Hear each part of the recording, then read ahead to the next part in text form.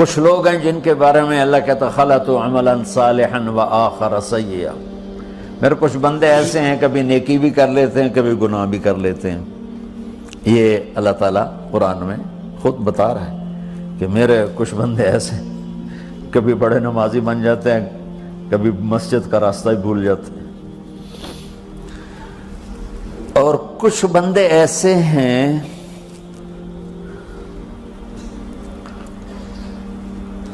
جنہوں نے جب سے آنکھ کھولی ہے اس دن سے لے کر آج تک ایک کام اللہ کو راضی کرنے والا نہیں کیا۔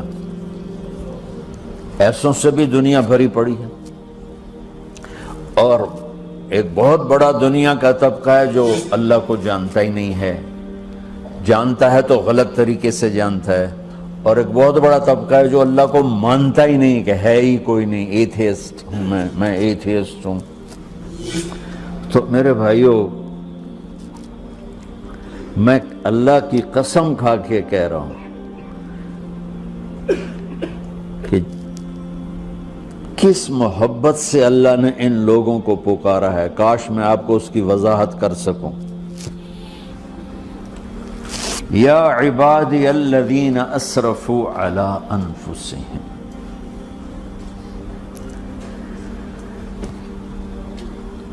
مجھے اپنے بیٹے پر بھی غصہ آتا ہے تو میں کہتا نکل جا، تو میری اولاد ہی نہیں ہے۔ میں دین سیکھنے جانا چاہتا تھا، میرے والد رحمۃ اللہ علیہ مجھے ڈاکٹر بنانا چاہتے تھے، میں اس سے بہتر راستہ اختیار کر رہا تھا، لیکن میرے باپ کی مرضی نہیں تھی، تو انہوں نے مجھے فرمایا جی تو مولوی بننا ہے تو میرے گھر ہی چوں نکل جا۔ میرے کانوں میں وہ الفاظ آج بھی گونج رہے ہیں۔ وہ میرے خالق نہیں تھے، میرے والد تھے، خالق تو میرا اللہ ہے، اور میں اللہ کی فرمان برداری کا ایک کام نہیں کرتا ہوں، اللہ کی فرمان برداری کا ایک کام نہیں کرتی مرد عورت، ٹھیک؟ تو اللہ کو غصہ اس حساب سے آنا چاہیے کہ بدبخت ہو، بے غیرت ہو، شرم نہیں آتی تنوں ڈوب کے مر جاؤ۔ میں قربان جاؤں، اللہ کہتا ہے یا عبادی، او میرے بندو۔ یہ پتہ کن کو کہہ رہا ہے؟ جو تبلیغ کرتے ہیں، جو علم پڑھتے ہیں، جو یہ بچے کی طرح مصلی پہ نماز پڑھاتے ہیں، جو میری طرح ممبر پہ بیٹھ کے دین بیان کرتے ہیں، جو راتوں کو اٹھ کے تہجد پڑھتے ہیں۔ میرے بندو،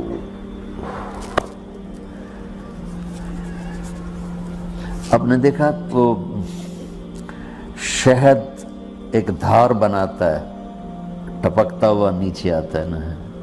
اللہ کی قسم اس آیت سے اللہ کی محبت کا شہد یوں نکلتا نظر آتا۔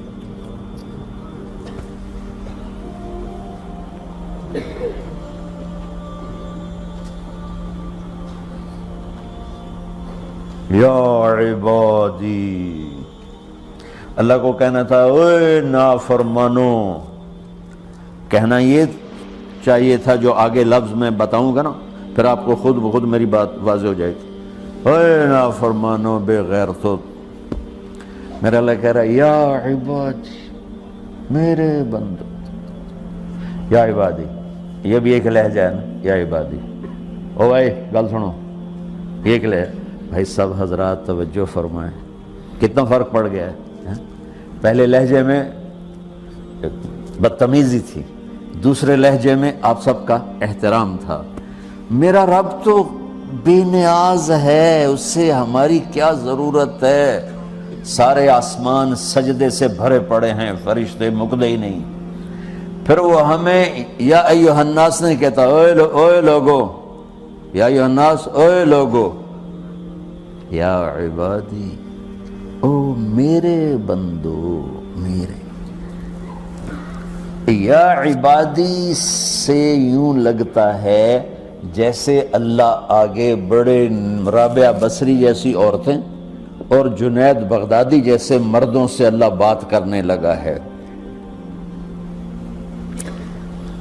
3 لفظ ہیں، اسرفوا علی انفسہم،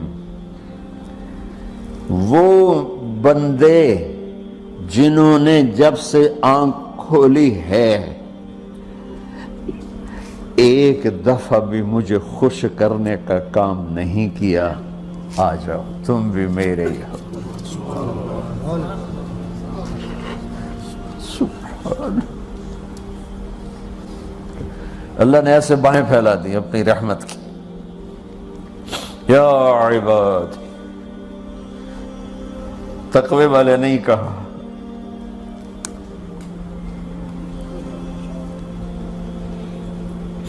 روزے والے نہیں کہا، پردے والی عورتوں کو نہیں کہا، حلال کمانے والے، تہجد پڑھنے والے، علم پڑھنے والے۔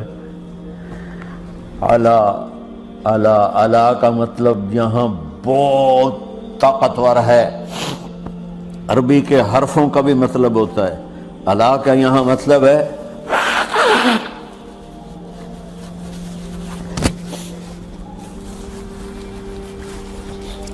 آپ نے اس ممبر کو کور کیا ہوا ہے کپڑے کے ساتھ، کہیں سے نظر آ رہا ہے؟ بولو، کہیں سے نظر آ رہا ہے؟ اس کو اعلیٰ کہتے ہیں۔ اللہ کیا کہہ رہا ہے کہ جنہوں نے اتنے گناہ کیے ہیں کہ ان کا جسم گناہوں میں ڈوب گیا ہے، وہ نظر ہی نہیں آتا ہے، صرف اوپر گناہ ہی گناہ نظر آ رہا ہے، نافرمانیاں نظر آ رہی ہیں، ان کا اپنا وجود اس میں نظر ہی نہیں آ رہا۔ اللہ کہہ رہا ہے یا عبادی، اور تسی بھی میرے ہی ہو، آ جاؤ آ جاؤ۔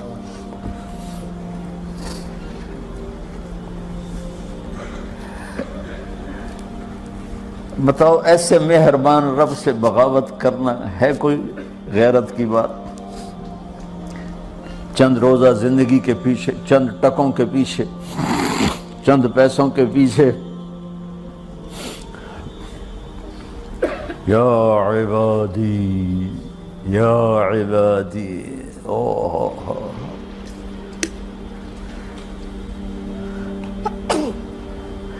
ایک اور حدیث آپ کی برکت سے یاد آئی بڑے زمانے کے بعد، اور وہ بھی یاد آ گئی، بیچ والا سناؤں گا بعد میں۔ اے داؤد، اے داؤد، لو یعلمون المدبرون عنی، داؤد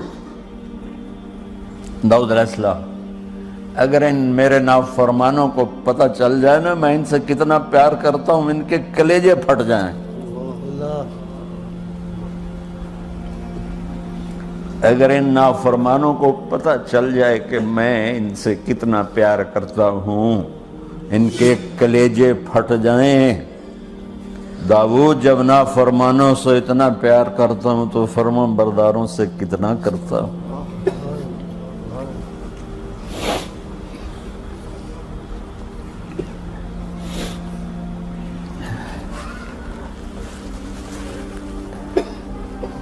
آگے بات کیا کی ہے کہ ساری دنیا نے تمہیں جہنمی بنا دیا ہے، تسی پکے دوست کے تھوڑی بخشش کوئی نہیں، لیکن میں تمہارا رب جس کی تم نے زندگی میں ایک دفعہ بھی نہیں مانی، میں تمہیں خوشخبری دے رہا ہوں، لا تقنطوا من رحمت اللہ، میری رحمت سے نا امید نہ ہونا، میرے در پہ آ جانا۔